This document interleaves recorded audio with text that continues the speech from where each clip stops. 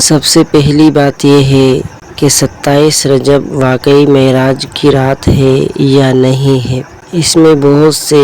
علماء کے اختلاف ہیں اور صحابہ کے تابعین کے سب کے اختلافات ہیں کہ آیا معراج کی رات کون سی ہے، اور یقینی طور پر نہیں کہا جائے گا کہ 27 ہی شب وہی ہے جب نبی نے معراج فرمایا۔ دوسری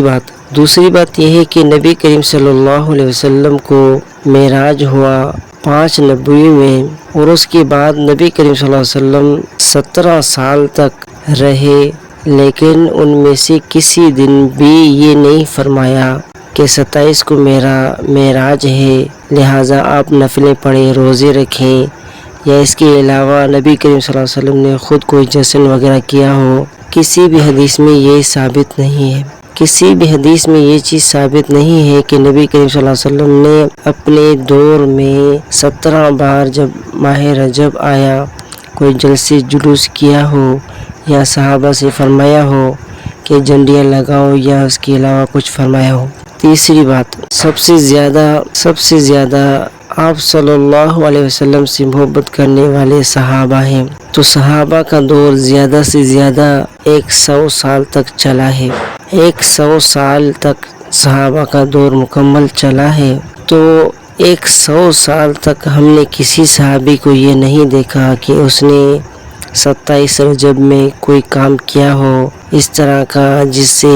ماہ رجب ثابت ہوتی ہو۔ تو کسی بھی صحابی نے جو کہ عاشق رسول ہیں اور آپ صلی اللہ علیہ وسلم کے ہر چیز کو فالو کرتے ہیں، جنہوں نے تاریخ کی ہر چیز کو محفوظ کیا ہوا ہے، لیکن معراج والی رات کو کیوں محفوظ نہیں کیا، کیوں اس دن جھنڈیاں نہیں لگایا؟ اس کا مطلب یہ ہے کہ نبی کریم صلی اللہ علیہ وسلم کی طرف سے ان کو اجازت نہیں تھی۔ چوتھی بات، صحابہ کی بات تابعین گزرے ہیں، لگ بھگ تابعین بھی 100 سال تک رہے ہیں، تو تابعین میں بھی کسی نے 27 رجب کا جشن نہیں کیا یا روزے نہیں رکھے، یا یہ نہیں کہا کہ یہ معراج کی رات ہے، چلو نفلیں پڑھتے ہیں۔ اس کے بعد سے آپ دیکھ رہے ہیں اور سن رہے ہیں کہ یہ رسم کہاں سے آئی ہے۔ نہیں نبی نے، نہیں صحابہ نے، نہیں تابعین نے، اور نہیں تبع تابعین نے کبھی کیا ہے، تو یقینی طور پر یہ نہیں کہا جا سکتا کہ یہی وہ رات ہے جب آپ صلی اللہ علیہ وسلم معراج کو گئے تھے۔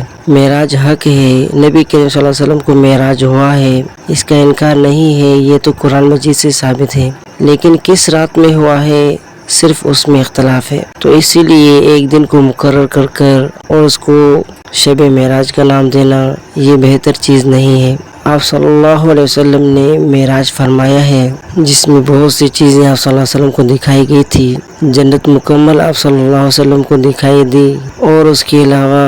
دوزخ بھی آپ صلی اللہ علیہ وسلم کو مکمل دکھایا گیا، 7واں آسمان کا سیر کرایا گیا، اور اس کے علاوہ 70 پردوں کے آگے اللہ تبارک و تعالیٰ کا دیدار بھی نصیب ہوا، اور اس کے بعد 9 چکر بھی لگے موسیٰ علیہ السلام کی بار بار اصرار کرنے پر، اور نماز کا فریضہ بھی ملا۔ یہ کائنات کی سب سے بڑی فضیلت ہے جو ہمارے نبی کو میسر ہے۔ یہ شب معراج آپ صلی اللہ علیہ وسلم اور امت محمدیہ کے لیے ضروری ہے کہ اللہ تبارک و تعالیٰ کی طرف سے انعام دیا گیا تھا، اور یہ فضیلت والی رات ہے، لیکن یہ رات کون سی ہے اسی لیے سب کو خاموش ہے۔ تو ہمیں بھی چاہیے کہ ہم بھی سنتوں کو فالو کریں، اور اس کے علاوہ اپنے رسم و رواج کی طرف نہ جائیں۔ یہ کس نے شروع کیا، کب شروع کیا، کیوں شروع کیا، یہ سب چیزیں ضروری نہیں ہیں۔ ضروری جو تھا نماز وہ ہم تک پہنچایا گیا ہے، قرآن ضروری تھا وہ ہم تک پہنچایا گیا ہے، روزے ضروری تھے وہ ہم تک پہنچایا گیا ہے۔ غرض جو چیز ضروری تھی، چاہے چھوٹا ہو چاہے بڑا ہو، وہ سب مکمل ہم تک پہنچے ہیں۔ باقی جس کو شریعت نے ضروری نہیں سمجھا تو شریعت نے اس کی تاریخ کو غائب کر دیا، جس طرح کہ آپ صلی اللہ علیہ وسلم کی پیدائش کو غائب کیا ہوا ہے، اسی طرح آپ صلی اللہ علیہ وسلم کی معراج والی تاریخ کو بھی غائب کیا ہوا ہے۔ بہت سی ایسی چیزیں ہیں جو غائب ہیں، جن کو نہ صحابہ نے محفوظ کیا، نہ تابعین نے، نہ تبع تابعین نے، کسی نے ان کو محفوظ نہیں کیا۔ ہمیں چاہیے کہ ہم اللہ تعالیٰ کو راضی کریں، اس کے علاوہ جو کچھ ہم پر فرض اور لازم ہے اسی کو لازم رکھیں۔